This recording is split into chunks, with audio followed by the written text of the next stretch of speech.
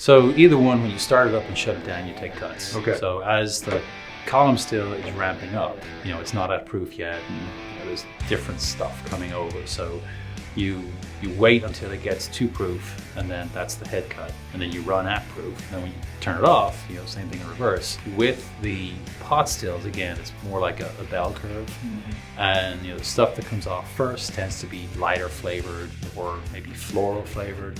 The stuff that's coming off last is the longer chain alcohols, kind of the bigger, greasier molecules, and you can kind of get these cabbagey flavors and strong vegetable flavors, which are maybe not desirable, so you want to cut those off. Okay. And so depending on where you make those cuts, it's going to influence the stuff that goes in the barrel. Okay. Does it have more floral or more of those heavier flavors? Right.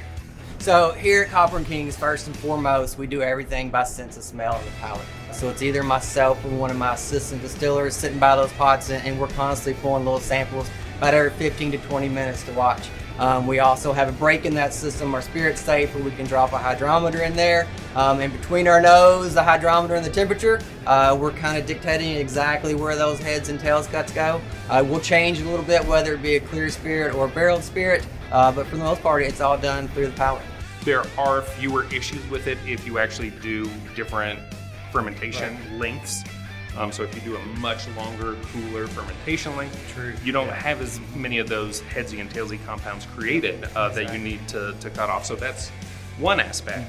But if you're doing a traditional kind of, medium length 3 to 4 day fermentation, you are going to have some of those kind of congeners and headsy, tailsy. It would behoove you to reduce the amount of those that go into your finished product.